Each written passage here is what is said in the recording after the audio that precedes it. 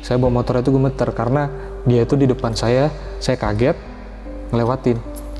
Kalau mungkin dibilang itu bohongan, saya berani jamin itu beneran karena tiba-tiba muncul di depan seketika di depan motor, kan nggak mungkin juga kita ngerem mendadak karena jatuh pasti ke belakang. Pas saya masuk ke sana kayak saya tuh ngerasa kayak ditendang. Sini saya sakit, ditendang, terus begitu saya balik lagi. Dan itu saya ngelihat tubuh saya yang lagi tidur.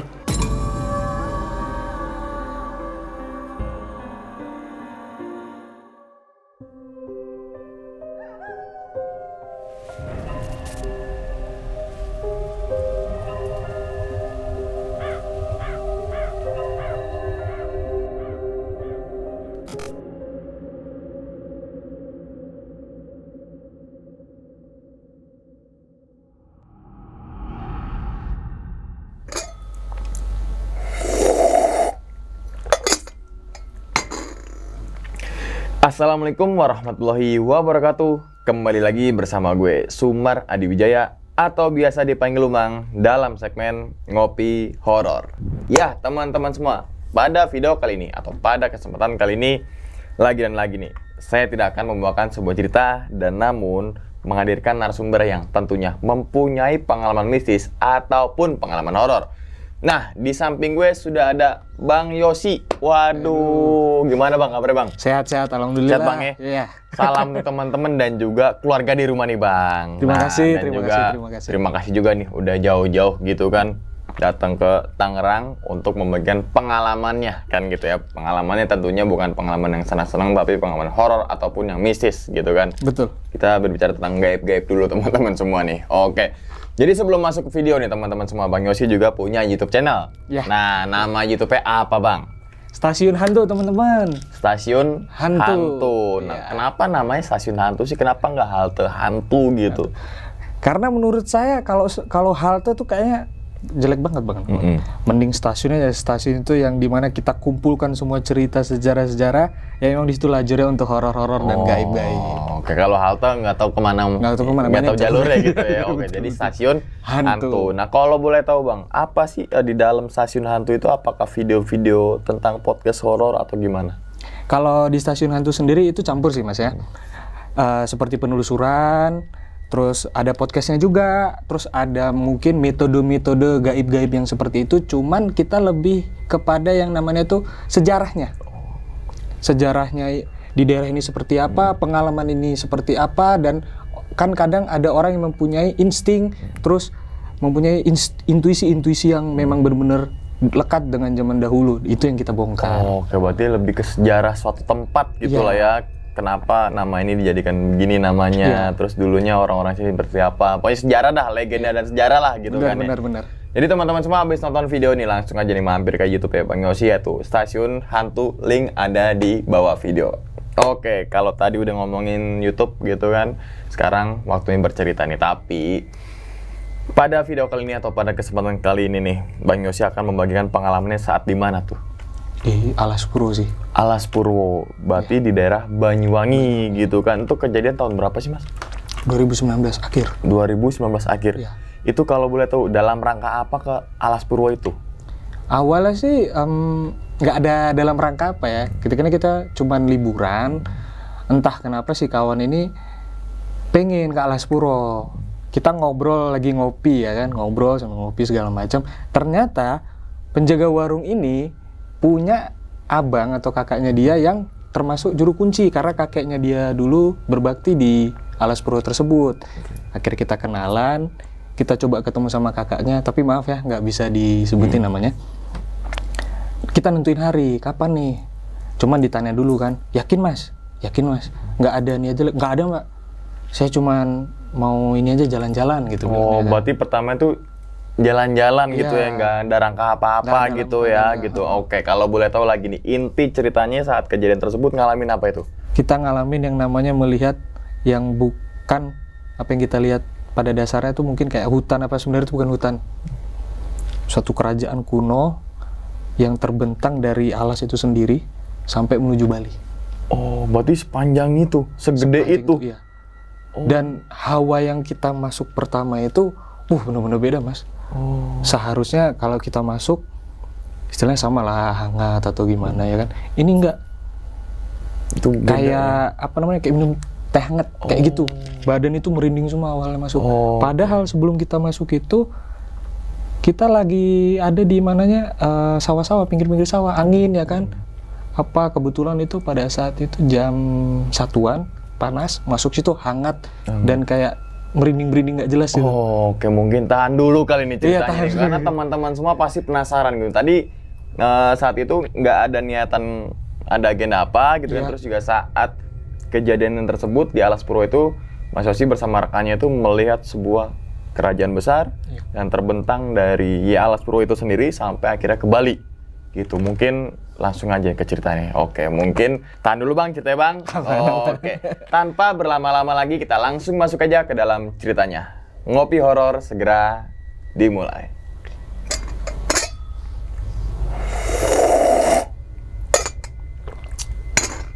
Sikat.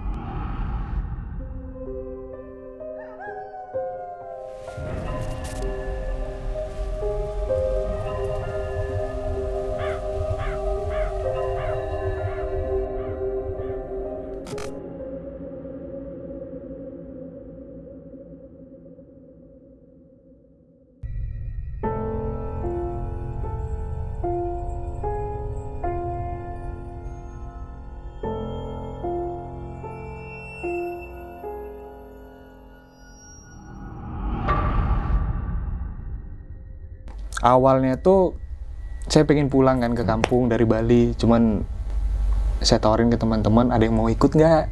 Tuh, akhirnya kita jalan. Malam itu kita memang sempet searching sih, karena kita suka yang horor-horor juga. Oh iya, ini Banyuwangi, di Alas Purwo dong, gitu kan. Kita ngobrolin Alas Purwo itu pada saat jam 12 malam di sekitaran alun-alun. Ternyata yang kita ajak ngopi sama kawan-kawan yang lain itu yang jual ini punya kakak, abang, yang dulunya itu kakeknya dia itu juru kunci. Akhirnya kita coba sambung, ternyata boleh. Besoknya setelah sholat dulu segala macam, kita langsung ke tempatnya itu yang namanya daerah Muncar. Pas daerah Muncar, ketemu sama kakaknya itu bilang, dalam rangka apa? Nggak ada, kita cuma pengen silaturahmi aja ke sana dan penasaran juga apa sih yang ada di sana, seseram itu kah? Nah, akhirnya niat itu hari Kamis malam itu kita mau berangkat, katanya jangan, nggak boleh, nunggu hari baik dulu katanya. Wah, ada hari baiknya juga ya. Akhirnya di hari Sabtunya kita dikasih jalan, itu nggak tengah malam tapi siang jam 11 berangkat. Nyampe sana tuh sekitaran jam 2 lah. Jam 2 nyampe sana, dipesenin, nggak bawa makanan minuman, karena kita kan cuma bawa tas lempang aja. Oh ya, boleh. Beli makan, beli minuman, untuk bekal. Masuk ke sana tuh memang hawanya udah beda. Walaupun itu jam-jam 2 ke bawah ya. Udah beda banget, kayak rame aja gitu rasanya. Dan nyampe sana nggak serem Mas. Jujur nggak serem. Karena banyak wisatawan, terus yang umat Hindu juga banyak yang sembayangan. Kita masih enjoy di situ. Terus dibilang, di sini jangan ngobrol aneh-aneh. Kita mau menyebut makhluk mitologi tersebut, lebih baik seperti kayak depannya aja. Cuman di hati kita niatannya namanya tetap ke sana. Kalau misalkan ingin menyebut. Dan nggak boleh gini Mas. Nunjuk ini kita nggak boleh. Nggak sopan katanya. Kita lebih baik gini. Kita pas waktu kesana tuh bawa arak. Bawa arak memang ya. Bawa arak.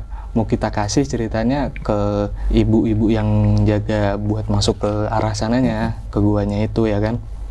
Pas kita mau kasih, jatuh araknya. Pas di motor, karena kita kan habis dari masuk, mesti masuk ke dalam lagi. Dan nggak ada pom bensin di sana. Arak itu jatuh, setengah sadar itu ngelihat ada Soekarno lewat. Naik sepeda zaman dulu, kerincing-kerincing, itu lewat itu Mas. Padahal masih jam segitu loh. Lewat kan. Astagfirullahaladzim, saya mikir apalah ini. Ketika saya noleh balik untuk melihat botol itu, udah kosong. duh ini diminta kali apa nih, nanti kita bilang apa sama ibunya. Saya kata juru kuncinya, udah nggak usah botolnya diambil, nggak usah bilang apa-apa, lupain aja yang tadi. Kita lanjut jalan lagi, sampailah di warung pendakian itu. Tempat pemberi banyak juga orang-orang yang lagi istirahat kan di sana. Pas waktu kita mau naik, ada satu kejadian, langsung ada orang kesurupan mas, lagi enak-enak makan, kesurupan dia di sana. Kebetulan di situ ada beberapa orang yang pakai pakaian adat ya, entah mungkin yang tinggal di daerah sana saya nggak tahu.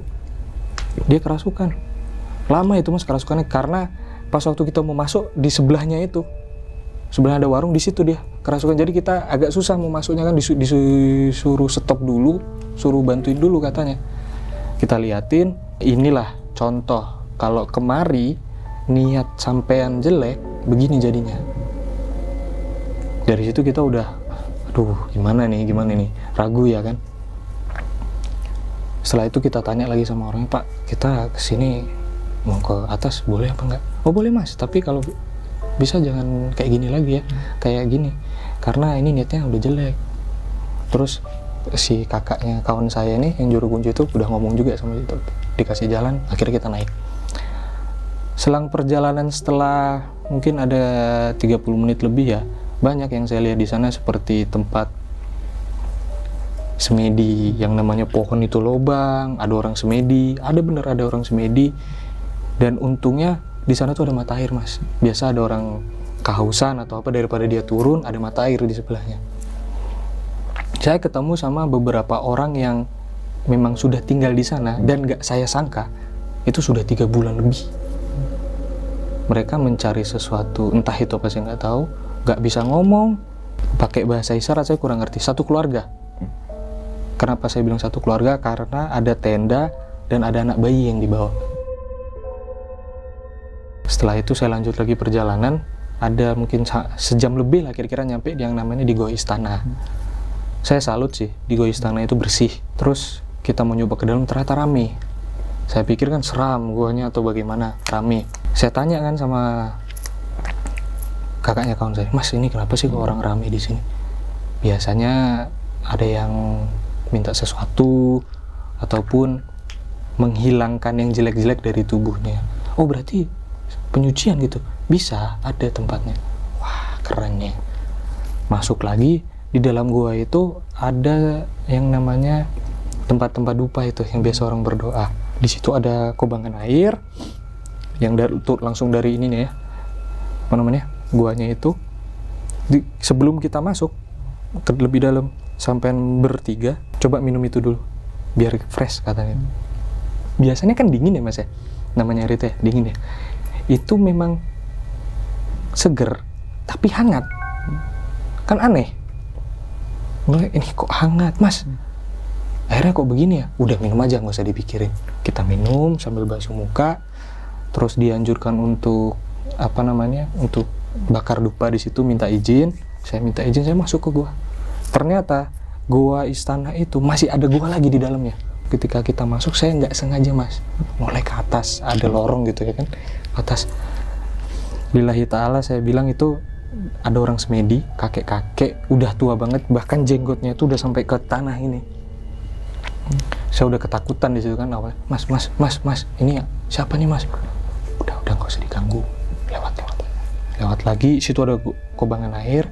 Di dalamnya itu lagi ada tempat semedi lagi ternyata. Oke, wah ini apa nih? Tapi tempat semedi itu bukan dibuat, memang bekas-bekas batuan kerajaan di situ. Kenapa saya bilang kerajaan? Karena rapi mas, kayak ditata gitu, masih nyambung sama gua-guanya. Wah ini berarti tempat ini. Masuk lagi, di sana tuh saya kayak dipeluk dari belakang gitu. Tiba-tiba kakaknya teman saya ini ngelus di punggung saya gini. Kamu kenapa? Gitu. Enggak mas, saya ngerasa kayak ada yang meluk, terus kayak ada yang megang gitu, kayak bareng gitu. Oh ya, itu dewinya yang di sini, yang sering apa namanya, berdiri di kubangan air yang di awal itu. Ah serius mas, terus saya harus bagaimana? Saya kan sebagai orang awam kan takut ya mas ya. Udah nggak apa-apa, jalan aja. anggap aja ditemenin gitu kan. Serius mas, serius. Masih dalam keadaan takut, saya ya udahlah, coba koplongin pikiran, saya jalan lagi sampailah di titik yang namanya tuh kita nggak bisa masuk. Kalau kita mau masuk, kita harus bawa peralatan yang namanya untuk pendakian. Nah, mas ini kita udah sampai sini, kamu tahu di sini tempat apa? Nggak tahu. Nih emang tempat apa nih mas? Gitu. Ini nih dulu tempat para leluhur berkumpul dan memusyawarahkan sesuatu. Di sana yang namanya saya ngelihat tuh kayak ada batu gitu mas, bongkahan batu melayang. Dan nggak cuma saya aja yang lihat, kawan-kawan yang lain lihat. Cuman entah kenapa di kuping sebelah kiri itu kayak udah ngeraung. Kalau mungkin jauh suaranya saya masih biasa. Ini kayak deket banget mas. Saya udah mikir, ya Allah, niat saya kan cuma baik kesini ya, main, mampir, nggak ada niat masuk kata dalam artian ngapa-ngapain lah. Habis itu saya ditutupin mata sama Mas Nur. Beberapa menit kemudian saya dibuka, saya ngeliat di situ masih ada yang namanya punggawa kerajaan segala macam, orang lewat, dan di situ ada pintu. Dari situ saya lihat, saya buka kan, karena kita masuk, disuruh masuk, kita coba buka aja itu. Entah kenapa hati nurani saya tuh bilang, udah lurus aja, nggak apa-apa, nggak masalah itu. Terus saya buka, yang namanya Bali itu, yang pulau itu, saya ngeliat itu kayak ada jalan mas, lurus ke sana. Dan itu jalan itu bukan semata-mata kayak udah jembatan gitu doang, enggak. Sampingnya itu ada aktivitas-aktivitas orang, dan itu di atas tanah, bukan air. Pikir, astaga. Habis itu selesai di situ, udah hampir jam 5, kita ke pantai. Jalan lagi ke pantai. Banyak kok yang camping di sana. Cuman di situ saya masih khawatir ya sama orang-orang camping. Saya tanyain, Mas, Mbak, ngapain kok camping di sini gitu kan? Nggak apa-apa, nyari ikan. Emang boleh? Boleh, tadi udah izin. Mas, ini emang boleh? Saya bertanya boleh sama Mas. Boleh, yang penting niatnya aja. Wih, berarti open dong di sini, nggak masalah gitu itulah. Cuman sampean jangan arah ke sana. Dibilang ada jalan lagi memang. Kayak apa? Persimpangan gitu kanan kiri. Jangan ke sana. Kalau ke sana, sampean harus bawa parang. Wah, ngapain? Karena masih banyak binatang buas yang di sana yang memang dijaga dan nggak diusik sama sekali. Oh ya, oke. Kita ke kiri. Momen itu hampir maghrib sih ya. Kita nyalain api unggun buat menghindari yang namanya entah ular atau apa, sama garam. Garam kita lingkarin gini, kita duduk lah ngobrol. Ini nih mas, saya ngelihat di sini nih kayak pantai itu kan ke sini arus airnya, itu kayak ada orang jalan. Dan saya ngeliat itu kayak ada orang lari sama kereta. Itu bener nggak sih mas? Iya bener. Coba kamu lihat pojok sana. Jadi kayak ada dua bukit gini di apit itu di pojok. Saya ngelihat di situ tuh kayak ada menara, mas. Menara gitu. Di atasnya tuh ada kedip-kedipan lampu kuning, ting. Di situ itu yang namanya kayak pengawasnya. Jadi itu ditarik ke sini, diputerin untuk pantai ini. Coba kamu lihat pojok sebelahan. Kalau mungkin di map itu selatannya kali ya, ada menara tengah laut. Pertama kali saya ngelihat menara benar-benar besar. Dan yang lebih lagi, ternyata saya nggak sadar kalau di belakang saya ada hitam-hitam, sosok hitam gede, matanya merah. Di situ saya hampir mau lari, tapi badan saya nggak mau nurutin perintah gitu loh. Inilah gunanya tadi garam, untuk ngelindungin gitu kan. Walaupun saya juru kunci di sini, tapi yang namanya makhluk begitu, itu udah alamnya mereka. Apalagi ini rumahnya gitu. Oh ya mas, saya udah gemeter, sekawan juga gemeter. Setelah ngobrol, ternyata memang itu tuh pasar. Di pantainya tuh pasar. Itu saya lihat di pojok sana tuh kan ke bawah gini kan, pantainya ke bawah gini, sebelah sininya itu banyak orang dagang, apa aktivitasnya mereka. Cuman entah kenapa nih, setiap saya melihat untuk lebih detail gitu, ngeletein gini, orangnya itu semua kayak menghadap ke saya semua. Jadi kadang tuh, wah ini kenapa kok pada natap? Apa mereka melihat kita juga ya kan? Padahal dari alam mereka ke alamnya kita kayaknya butuh energi yang banyak, sepengetahuan saya. Saya diam di situ, saya tanya, Mas, ini kok setiap saya noleh ke sana yang tadi Mas bilang rame kayak pasar itu, kenapa kok saya diliatin ya? Ya, soalnya leluhur kamu tuh ada di sini. Dulu dia tuh aktif di sini. Saya di situ pertama kali dengar omongan seperti itu, yang dimana mungkin keluarga nggak pernah ngomong ya.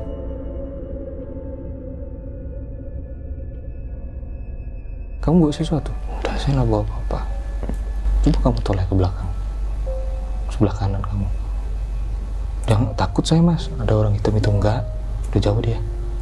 Saya toleh lagi. Saya lihat di sini tuh, kayak harimau itu. Segini saya duduk ini, begini di pantai kan. Segini saya tuh harimau. Saya sampai lihat begini. Buset. Saya diam, nyoba mencerna dengan nalar saya. Cuman akhirnya kayak, ini nggak mungkin. Saya diam lagi, saya lihat lagi, Mas. Beneran. Oh gitu. Nah, kawan yang sebelah saya ini kan namanya Ferdi. Dia nggak sengaja nunjuk yang hitam itu tadi. Pindah dia, Mas, yang hitam itu di belakangnya dia. Nggak sengaja nunjuk. Padahal kita kan awalnya sudah diperingatin nggak boleh nunjuk ini, kurang sopan. Si Mas ini udah kode, nggak usah dihiraukan, biarin aja. Seketika itu teman saya teriak, wah sakit kepala, tolong. Kita kan kebingungan nih. Si Mas ini santai memang. Terus dibilang, itulah yang namanya ngelanggar aturan. Udah saya bilang dari awal kok dilanggar. Maaf Mas, teman saya bilang itu, maaf. Itu udah bingung nih, wah gimana nih Mas? Saya minta tolong lah Mas, bantulah gitu, maafin teman saya gitu kan. Udah sakit kepala sampai yang namanya matanya sini tuh udah kayak orang-orang mau nangis lah, bener-bener sakit kepala. Kita ajak ke warung pop mie, kita makan pop mie. Di situ mulai berkurang. Cuman ketika pada saat perjalanan menuju warung itu kayak ada ngikutin. Penasaran dong. Saya lihat dari spion. Kayak genderuwo, tapi bukan genderuwo sih kalau saya lihat. Badannya gede. Ada mungkin sepohon itu kali ya. Semakin saya noleh ke atas, semakin tinggi. Di situ pas makan pop mie, Mas ini teman saya gimana? Udah, biarin aja dulu. Ini apa namanya? Masih teriak-teriak. Terus entah didoain apa, pingsan. Dibuatinlah pop mie, disuruh makan. Oh, makanlah kita. Gimana, masih sakit? Masih Mas, saya ini nahan nih, tapi nggak sesakit yang tadi kata teman saya. Saya di situ hanya kebingungan aja. Aduh, ini gimana ya? Mana itu udah jam 7 ke atas ya. Mana udah malam. Kita naik lah, tapi diingetin. Nanti kalau naik, kalau ngelihat sesuatu di pohon yang bawa tombak sama bawa rantai, biarin aja. Nggak usah disapa, nggak usah terlalu diteletein, lewat aja biasa. Pas parkir bener. Dan saya ngelewatin itu orang, memang gemeter. Saya bawa motor itu gemeter karena dia itu di depan saya kaget ngelewatin. Kalau mungkin dibilang itu bohongan, saya berani jamin itu beneran, karena tiba-tiba muncul di depan. Seketika di depan motor kan nggak mungkin juga kita ngerem mendadak karena jatuh pasti ke belakang. Kita lewatin, mau ngomong sama masnya, inget pesan tadi. Oh ya udahlah, biarin aja lah, naik ke atas. Saya kaget, ada juga yang tinggal di sana, di samping-samping perbukitan itu. Mas, kalau mau mandi, silahkan mandi. Tapi sebelum mandi itu, kita ngumpul dulu. Nah, masnya ini punya kawan di sana yang tinggal di situ, kita ngumpul. Dikasih kopi, Mas. Udah makan? Oh, udah. Ngopi aja, ayo ngopi, kasih kopi.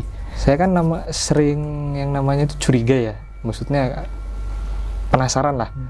Kok tiba-tiba dikasih kopi? Entah kenapa muncul pikiran seperti itu. Saya ambil kopinya, panas. Nah, kebetulan Mas, ada lalat jatuh. Kalau orang dulu bilang, vitamin ya kan. Saya mau ngambil itu lalat, dingin. Sumpah, dingin. Dari gelas yang saya pegang itu panas, saya celupin tangan itu dingin. Saya tanya lah, Mas, mohon maaf Mas, ini kopinya tadi pas ada lalat, saya celupin ke tangan, kok dingin ya? Oh itu udah didoain. Langsung positif lagi. Oh udah minum. Temen saya minum, pingsan lagi dia. Ini temanmu ini, dia tuh diminta sebenarnya karena udah melakukan kesalahan, karena itu nggak sopan bagi mereka dan membuat mereka itu marah. Siapa yang marah mas? Yang kamu lihat hitam tadi tinggi. Saya langsung ketakutan lagi dong. Udah itu dibangunin lagi, bangun. Diapain gitu, matanya diginiin, bangun dia kayak orang linglung gini, entah kenapa kayak orang linglung begini.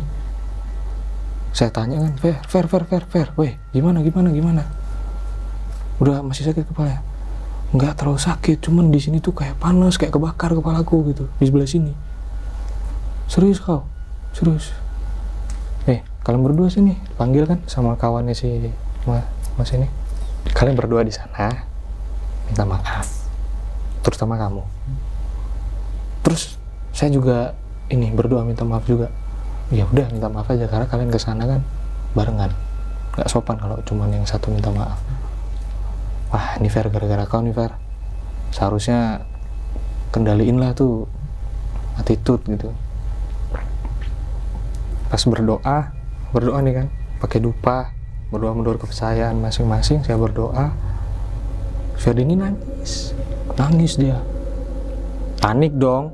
Ternyata di belakang saya ada masnya itu. Udah biarin, itu lagi nyoba buat menebus kesalahannya dia. Nah di situ momen yang namanya sakralnya di situ karena kanan saya ngedengar suara mirip naga. Kenapa saya bilang naga? Entah kenapa kepala saya ini berpikir kalau itu naga. Dan ada juga saya ngelihat kayak sisik. Nah gitu, kayak jalan gitu mas. Di atas kan ini bukit, ini tempat berdoanya. Saya ngeliat di situ. Astagfirullahaladzim, ini apa ya Allah? Saya lihat itu, di atasnya lagi ternyata ada tempat pemandian. Pemandian yang cantik-cantik, dewi-dewi lah kasarnya. Kenapa saya bilang itu? Karena saya ngelihat dewi-dewi lagi mandi, apa segala macam. Pas noleh, baru seram. Noleh ke saya baru seram. Akhirnya saya mengurungkan niat buat itu. Tapi di kuping kanan ini tetap ngeraung. Di kuping kiri itu sama, cuman tipis. Giliran saya yang berdoa, setelah teman saya selesai ini nangis, udah kelar, nggak sakit lagi kepalanya. Giliran saya yang berdoa, muncul lagi suara itu mas. Tapi bukan ngeraung.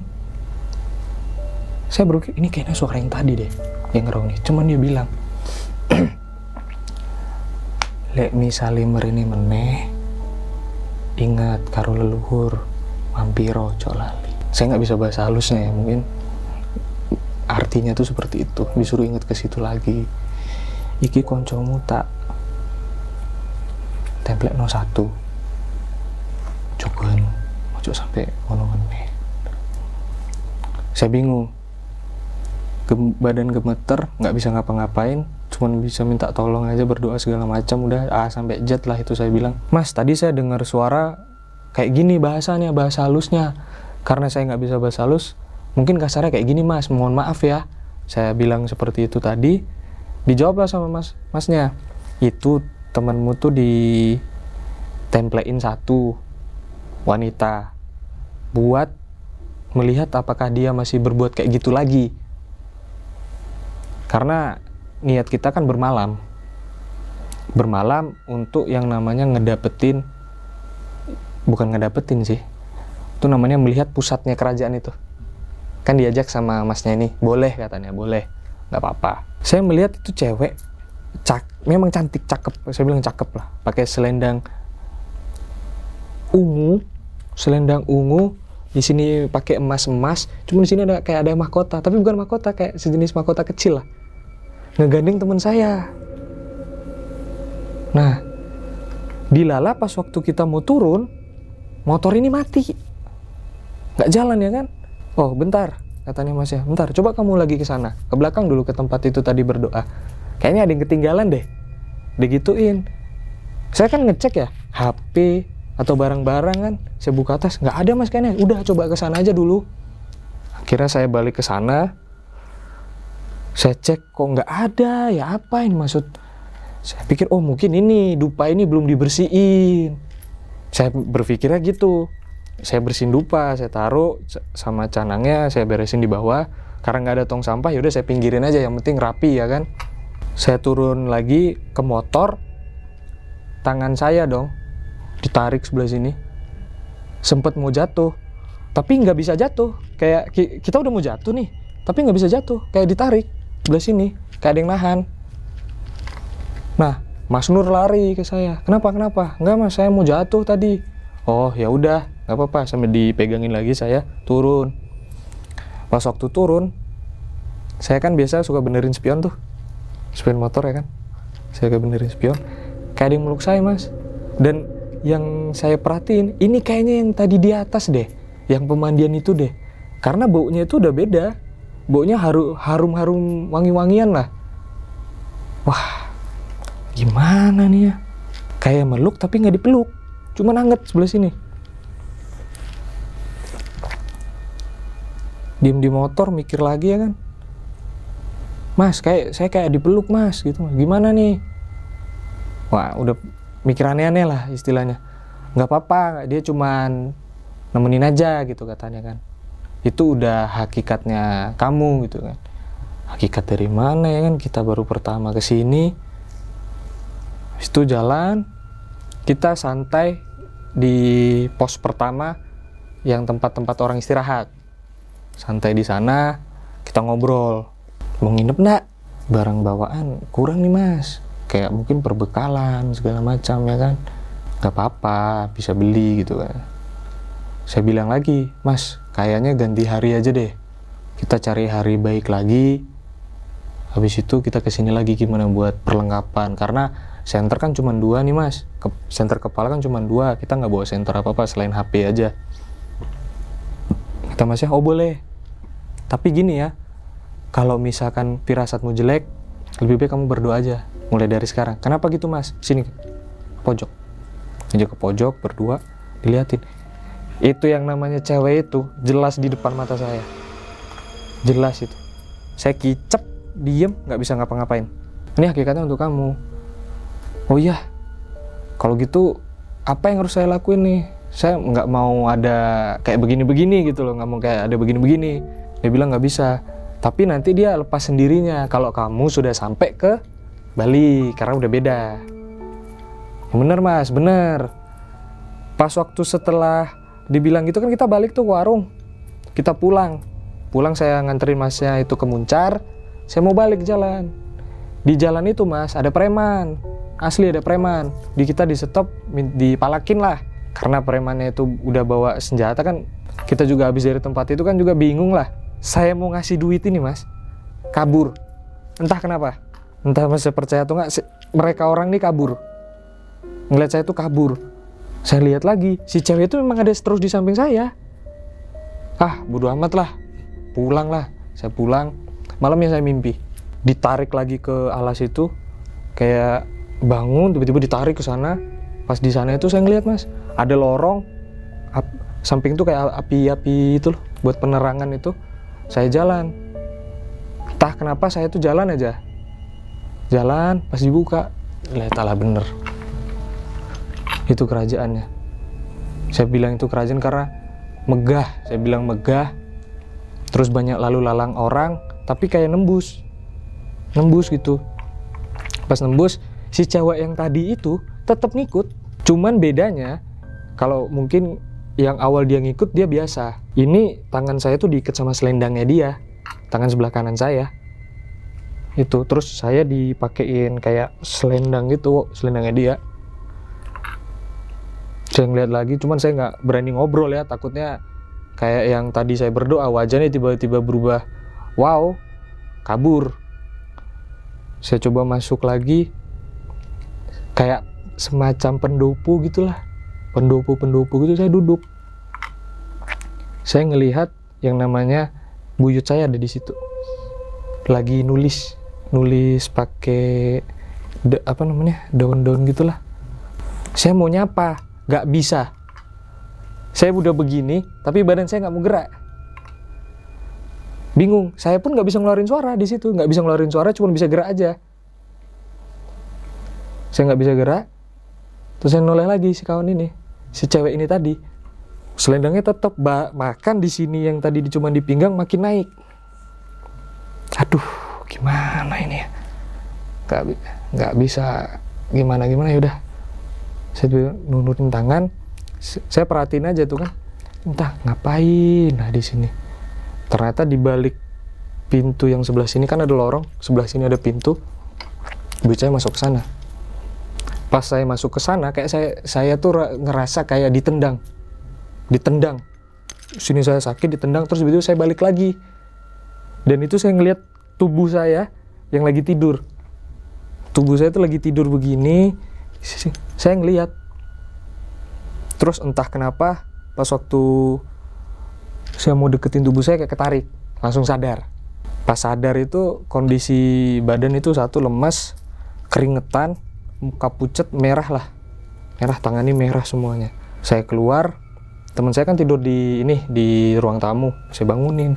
Kamu mimpi apa tadi? Nggak ada mimpi apa-apa. Serius kok? Nggak ada. Aku cuma mimpi ini aja. Mimpi biasa lah gitu. Wah. Saya bingung, saya nggak berani ceritain ya. Takut teman saya itu lagi nanti. Ceritalah saya ke nenek pas nenek saya masih hidup. Gini Nek, saya tadi habis dibawa ke sana gini. Yang benar.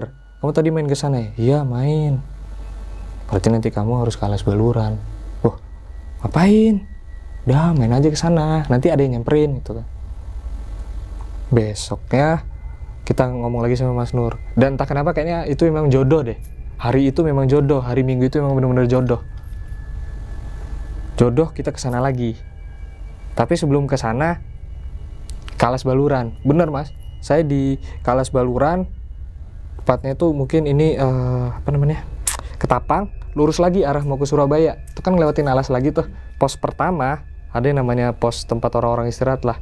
Ada posku gitu di situ. Saya berhenti, ada orang ngasih saya kertas. Tapi bukan kertas tulisan gitu, bukan. Kertas yang tulis-tulis itu. Saya pun nggak ngerti ya kan. Dikasih apa ini? Saya simpan lah di sini. Habis itu saya bilang, Mas, ini kertasnya udah dapet nih, kayaknya kita lanjut deh ke Purwo. Oh boleh, tapi ini masih jam siang nih. Gimana kalau nunggu malam? Nggak usah, jangan nunggu malam. Lebih baik ke sana sekarang, kita mendaki, terus nanti kita bikin camping lah, camping kecil. Saya balik ke Alas Purwo, kertas yang saya bawa tadi ini hilang. Padahal kondisi saya pakai celana jeans ya, celana jeans ketat. Seharusnya masih ada dong yang namanya cuman kayak kertas daun begitu aja, nggak mungkin hilang. Kecuali HP saya taruh sini, saya keluarin mungkin bisa jatuh. Udah saya nggak bisa ngomong dan nggak mau ngomong yang lain, takut jadi nanti prasangka aneh-aneh. Akhirnya, udahlah lempeng ke sana. Kalau yang jalur awalnya itu kita ke Gua Istana, ini beda lagi Mas, ke Raja Wali. Nah, selama perjalanan saya jalan kaki itu sampai akhirnya ke Gua Raja Wali, subhanallah saya ngelihat itu yang namanya ada yang memang berbakti di sana orang, ada orang bertapa tapi di pohon, entah gimana caranya itu saya kurang paham. Setelah nyampe di Gua Raja Wali, saya ngelihat, wah ini tempat semedi lagi nih. Di situ ada banyak ini sih bukan buah, batu-batuan ijo-ijo gitu loh, yang biasa dipakai batu aki. Kong di sana bermalam itu saya ngeliat tuh yang namanya orang lari, terbang segala macam, hewan jadi-jadian. Terus kita bawa nasi ya kan, nasi bungkus. Pas mau makan dibilang suruh ke pantai aja makannya, jangan di sini. Nanti buang sampahnya bingung, di sana kan ada tong ya, tong sampah. Oh iya Mas, kita ke pantai. Pas ke pantai itu nasi yang tadi kita bawa itu disuruh hanyutin di laut. Itu paling aneh itu yang saya pikir. Kita kondisi lapar, disuruh hanyutin nasi. Hanyutin lah, kita kan nggak berani ngapa-ngapain karena si juru kunci ini yang ngasih tahu perintah. Ya udah kita hanyutin lah itu air. Temen saya ini kan memang belum punya kerjaan, disuruh minta kerjaan di sana. Coba minta aja, udah minta kerjaan, pakai lupa gitu kan. Minta kerjaan dia segala macam. Kalau kamu ngapain? Gak ada mas, saya nggak minta apa-apa. Oh ya udah, saya ngeliat keris. Kamu lihat apa? Lihat keris itu mas, di pojok situ. Sorry begini, pojok situ. Boleh saya ambil? Dilala mulut saya ini ngomong kayak gitu nih. Janganlah. Itu kasarnya paku bumi tuh. Serius. Ada beberapa orang yang memang dikasih tahu, biar tahu, tapi jangan diambil. Oh iya mas. Dalam hati tuh masih gundah tuh, pengen ngambil ya kan. Cuman mikir lagi, anjir nanti ngambil gua kenapa-napa lagi ya kan. Mehong juga nanti nih. Kita balik badan, di bawah itu udah ada ubi. Siapa yang naruh? Gak ada yang naruh sama sekali. Ini ubi dari mana? Ubi masih kayak dari tanah banget. Oh ini nih gantinya yang tadi nih. Udah dimakan aja. Makan ubi satu itu ya kenyang. Asli kenyang. Selama perjalanan balik lagi, kita dikasih tahu ada suatu tempat yang saya nggak bisa ngomong. Itu modelnya kayak gundukan bebatuan gini. Di tengah-tengahnya itu ada lubang. Memang di sana ada satu senjata lah yang ditaruh di sana. Itu tuh kunciannya tuh. Itu kunciannya. Yang dimana nggak ada orang yang bisa ngambil. Siapapun dia, kecuali yang di atas berkehendak. Saya masuk lagi. Di situ saya hampir yang namanya hilang sadar sih, karena kayak saya jalan kok kayak beda ya jalannya ya. Ini perasaan aja, saya pikir kok kayak beda beneran. Ada simpang dua gini, kalau kesini tuh lebih ke hutan belantaranya lagi. Kalau di atas itu memang menuju Gua Raja Wali, karena jalannya kan agak naik terus nukik ke bawah. Ini kemana nih? Saya ingat biasanya kalau memang ada nemuin jalan sini, lempar batu. Saya lempar batu kan. Saya lempar batu ke kiri, ke kanan. Saya lempar beberapa kali, yang bunyi banget ini sebelah kanan nih. Bunyi-bunyi kita ngelempar batu lah. Sebelah ini enggak, semak-semak. Ternyata yang ini, saya ngeliat itu goa. Saya gini-gini lagi. Aduh, gimana nih, gini-gini lagi. Goa ternyata. Entah itu goa apa, saya nggak tahu. Pokoknya gelap. Di situ ada ular-ularnya, saya juga ngeri. Saya ngambil lah jalan kanan. Ternyata si mas ini sama kawan saya dua ini udah duluan nyampe daripada saya. Padahal saya jelas-jelas itu di depan saya ada si Ferdi, di depan lagi ada kawan saya lagi satu kakaknya. Anjir, masa cuman gua sih yang begini? Gitu. Bingung tuh. Bermalam lagi cerita. Jadi di sini nih memang dulunya kerajaan Mataram. Terus ada pecahnya dari Blambangan, kerajaan Blambangan. Tapi pusatnya biasanya Blambangan itu ada yang di Baluran. Ceritanya si masnya ini bilang ke saya.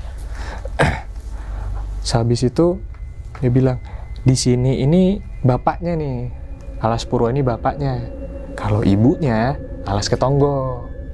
Jadi kalau misalkan sampean udah mampir ke sini, alangkah baiknya itu mampir juga ke ibunya gitu. Wah, saya nggak pernah ke sana mas, saya gituin ya. Udah nggak apa-apa, mampir aja, asal cuman duduk ngopi aja nggak masalah, yang penting mampir. Bermalam di situ tenang, nggak ada yang namanya takut. Malahan rasa percaya diri saya yang tadinya takut makin menjadi-jadi, kayak udah kayak nggak ada apa-apa nih. Yang namanya saya tidur kan camping ya, kita punya campingan sendiri-sendiri ya kan. Jadi ada 4 lah. Mas Nur sendiri, teman saya sendiri, si Ferdi sendiri, saya sendiri. Saya tidur, pas sudah mau tidur, entah kenapa saya bangun, saya mau buang air kecil. Bingung kan, di mana nih buangnya nih? Mana nggak ada tempat kan kalau ngawur kan gini. Saya pakai botol lah, inisiatif. Air itu saya taruh di wadah, taruh wadah saya buang air kecil. Setelah buang itu, di samping saya ini kayak ada yang gini nih, di tanah. Saya nggak berani ngeliat. Pas saya udah mau jalan ke tenda, namanya tenda kan masih ada lampu kan, ada bayangan ya. Itu kayak cicak mas, kayak cicak lah pokoknya orangnya, kayak merayap-merayap gitulah. Apalah ini lagi orang mau tidur ya kan, perasaan tadi gak takut kok jadi takut sekarang. Bingung di situ, mau bangunin si Mas ini udah tidur duluan. Udahlah tidur aja lagi. Pas saya tidur saya buka itu tenda, si cewek itu tadi yang saya bilang itu ada di tenda. Saya tuh hanya berpikir dua pilihan itu. Ini saya mau bangunin Mas sama yang lain atau saya tidur ya. Saya kembali keingat tuh di pikiran saya kalau si kawan ini cuma nemenin. Oh ya mungkin jagain gitu. Saya berpikir di situ. Pikiran saya ini entah kenapa kayak dah tidur aja, kayak ada dorongan gitu. Dah tidur aja, nggak apa-apa. Saya tidur dalam keadaan yang penuh takut. Dari situ saya kayak rasa dipeluk itu tapi ada bulunya. Bulu itu kayak, astaga, lebat kali gitu pikiran saya. Duh ini apalah ini lagi. Yang tadi merangkak itu, ternyata saya melihat si cewek ini, dan yang ngerangkak itu beda. Yang ngerangkak itu seolah-olah mau dekat. Cewek ini berubah Mas. Panjang banget rambutnya. Kenapa saya bisa ngeliat itu? Karena lampu itu kan bayangan kan. Kayak rambutnya dia itu memanjang. Situ saya melotot, nggak bisa ngapa-ngapain. Udah pasrah, berdoa aja. Gimana baiknya nanti saya serahin semua yang di atas. Saya serahin, berserah lah. Akhirnya saya coba tidur lagi kan. Udah bodo amat saya tidur. Paginya, samping saya ini, saya noleh ke samping itu banyak bulu banget. Tanyain sama si Ferdi, itu apa tuh? Nggak tahu aku ini bulu apa. Saya ceritain lah kejadian semalam. Jadi si cewek yang ini, dia tuh modelnya kalau misalkan ada orang jahat mau ngelakuin sesuatu ke saya, dia berubah jadi jelek atau istilahnya menyeramkan gitu ya kan. Tapi nggak pas waktu saya ngelihat juga dong Mas. Kalau gitu ya Masnya nggak bisa ngomong apa-apa. Karena tuh kan udah dianya seperti itu gitu kan. Terus gimana nih Mas, kita kan udah bermalam nih, kita mau nambah lagi nggak? Saya loh yang ngomong sendiri kayak gitu, padahal saya takut kan. Wah kamu mau nambah lagi? Bebas sih Mas, mumpung masih libur, saya gitu kan. Jangan, next time aja, karena kamu udah di sini. Nanti di alas ketonggo lagi, itu katanya. Terus sama nanti sebelum keluar dari alas puro ini, kamu beli telur biasa telur biasa aja lah, gitu istilahnya telur biasa. Nanti taruh ya, suruh temenmu si Ferdi dipegang, habis itu taruh, dipendem ya, bukan ditaruh biasa, dipendem sama tanah. Buat apa? Udah nggak usah banyak tanya, taruh aja. Tapi kita beli telur itu, telur biasa satu buah, ditaruh di tanah, saya pendem. Ferdi ini yang tadi saya ngelihat si cewek yang selalu ngikutin dia tadi hilang Mas. Setelah keluar dari situ, dibilangin itu tadi cewek tadi, Masnya itu niat ngebalikin dia ke tempat sana. Takutnya yang Ferdi ini nggak kuat ataupun nanti malah celaka, karena awalnya kan kenapa dia bisa dikasih seperti itu kan karena dia melakukan kesalahan. Padahal kalau saya pikir ya, kesalahan nunjuk ini memang nggak sopan, cuman kayak masalah kecil gitu loh, bagi mereka malah jadi gede. Terus saya gimana dong? Kalau itu sampean lah yang punya urusan, karena kan sampean tadi yang dibilangin, bukan saya. Cuman saran dari saya, biarin aja, nanti dia balik sendiri. Karena itu bukan keinginan dari kamu ataupun dari saya, keinginan dari beliau gitu. Beliau siapa gitu kan? Yang tadi yang kamu lihat lagi nulis. Oh iya Mas, makasih Mas. Setelah itu saya balik ke Muncar, ngomongin lagi. Yang tempat kita tidur tadi itu adalah tempat petilasannya raja, salah satu raja di kerajaan Belambangan, yang dimana dia moksa di situ. Saya tanya, saya masih nggak ngerti moksa itu apa Mas. Moksa itu kita dalam keadaan hidup pengen pindah alam. Jadi satu badan kita tuh pindah ke alam ke sana. Serius Mas? Iya. Nama rajanya maaf ya Mas, nggak bisa saya sebutin. Kenapa tadi tempat di situ banyak banget? Karena biasanya tempat orang moksa itu memang dijaga sama makhluk-makhluk yang gak jelas lah, untuk ngejaga si beliau ini, tempatnya dia. Bilang aja itu penjaga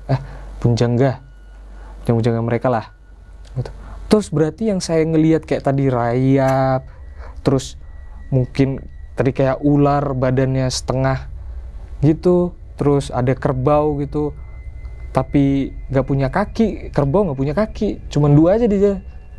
Itu benar mas? Ya itu benar, itu bentuk dari penjaga itu sendiri memang seram.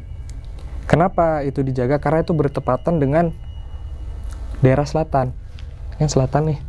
Terus yang di tempat tadi itu kan ada namanya kunciannya, yaitu tadi untuk ngejaga itu. Sebenarnya masih banyak di sini. Saya pun, si mas ini bilang, saya pun sendiri belum habis. Saya ingin menelusuri, karena kan kakeknya dia berbakti di situ.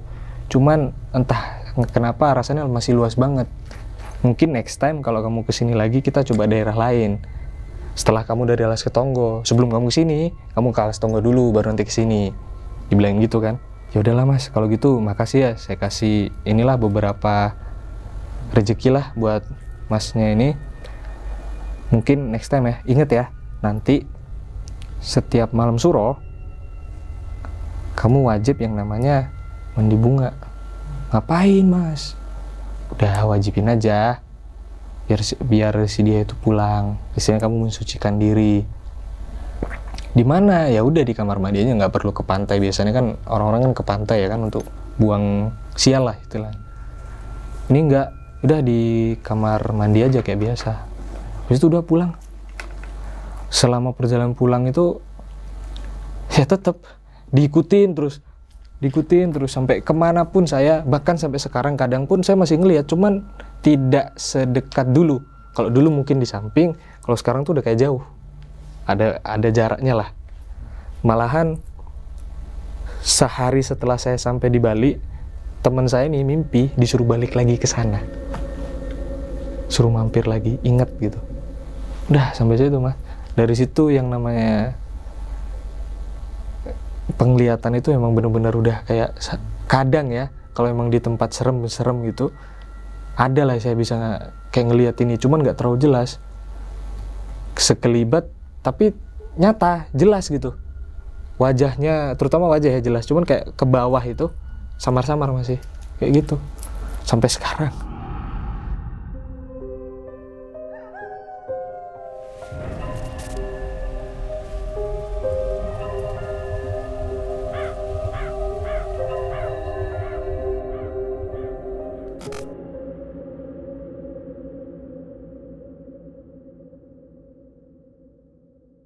Nah itu ya teman-teman semua cerita dari Bang Yos ini ketika saat itu ke Alas Purwo gitu ya. Alas Purwo memang ini merupakan salah satu taman nasional yang daerah Jawa Timur, khususnya di Banyuwangi. Teman-teman semua misalkan kalau naik gunung daerah Jawa Timur ya, khususnya kayak Argopuro, terus Ijen, pasti satu jalur tuh.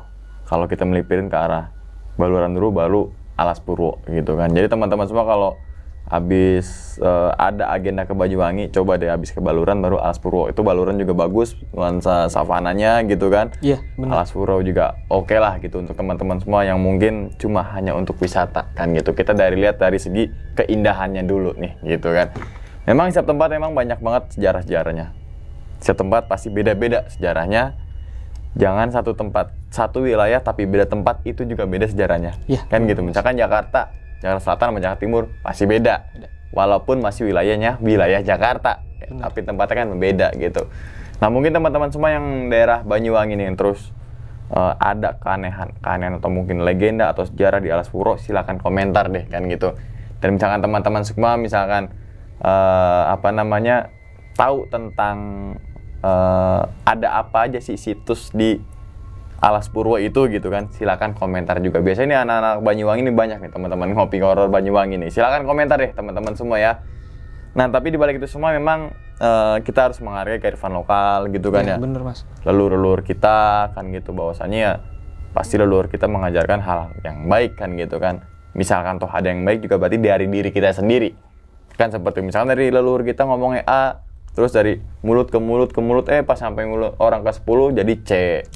Kan gitu. Pasti ada ya, yang pasti teman-teman semua ya tetap mendekatkan diri gitu kan kepada Tuhannya masing-masing, agamanya masing-masing gitu kan, supaya ya udah yang pasti kehidupan kita dengan kehidupan yang gaib pasti ya beda-beda gitu. Tapi ya kita emang hidup berdampingan kan, seperti itu. Hal-hal gaib itu memang nggak cuma setan dan juga jin gitu Email juga gaib teman-teman semua. Emang bisa ngirim tulisannya jalan. Gaib itu kan nggak kelihatan. Nggak kelihatan. Ngirim foto. Ini kan ngirim foto nih, Bluetooth ada foto jalan. Nggak kelihatan. Iya kan? Kita telepon emang suaranya ada, dalam artian lewat tuh suaranya. Nggak ada. Bahkan kuping pun gaib. Emang kita bisa ngeliat kuping sendiri, kecuali berkaca. Kan gitu. Jadi gaib itu banyak banget. Banyak luas banget. Jadi makanya saya bilang kita tuh hidupnya berdampingan dengan hal-hal yang gaib. Kita cetak foto. Kan tiba-tiba jadi yang emang itu kan dalam artian itu kan teknologi. Ya emang kalau bahasa sekarangnya industri kan teknologi. Tapi kalau kita flashback dari zaman dulu gitu kan pasti leluhur kita nggak tahu nama teknologi. Cuma taunya gaib emang enggak. Yang kelihatan apa enggak. Kan seperti itu. Gitu kan jadi teman-teman semua ya jangankan itu kita lihat tadi saya bilang kuping aja kita gaib gitu kan. Bahkan mata kita ngeliat mata kita sendiri aja itu gaib. Kita ngeliat rambut kita ya kalau misalkan itu kan di bagian sini gaib juga nggak kelihatan juga kan. Kalau kita ngeliat dari mata kita sendiri baru kasih tahu itu kuping lo tuh baru nyatanya dalam arti dipegang. Dilihat nggak bisa. Kalau nyata kan bisa dilihat, bisa dipegang nyata. Kan seperti itu. Ya mungkin artinya lebih luas iya, kentut ya kan bisa lihat tapi bisa mencium. Ya kan? Kan banyak gitu. Banyak. Jadi jangan sampai kita harus melogikakan apapun itu. Jadi teman-teman semua ya udah yang kehidupan mereka, kita gitu kan. Tapi di balik ceritanya Mas Yosi juga pasti ada hikmah yang bisa teman-teman semua bisa ambil, terutama tadi sebuah historinya ada kerajaan gitu kan. Kerajaan Mataram gitu, kerajaan Blambangan gitu kan. Terus juga dalam penglihatannya yang dirasakan oleh Mas Yosi juga seperti ada jalan menuju ke daerah Bali. Apa mungkin dulu Indonesia, Banyuwangi dengan Bali itu nyatu, terus tergerusnya dengan zaman, mungkin ada suatu bencana alam. Akhirnya kepisah. Kan itu kan masih ke logika. Jadi gaib dicampur dengan logika, baru itu namanya pengetahuan. Ya, Sains gitu kan. Oke. Iya. Jadi teman-teman semua nih diingetin lagi nih, abis nonton video ini nih, langsung mampir ke YouTube-nya Mas Yosi. Itu apa Mas sekali lagi Mas? Stasiun Hantu. Stasiun Hantu gitu kan. Jadi tadi udah disinggung di awal tuh, yaitu cerita tentang podcast tentang cerita-cerita horor gitu kan. Terus ada konten sebuah penelusuran sebuah tempat, tapi yang diambil adalah sejarahnya.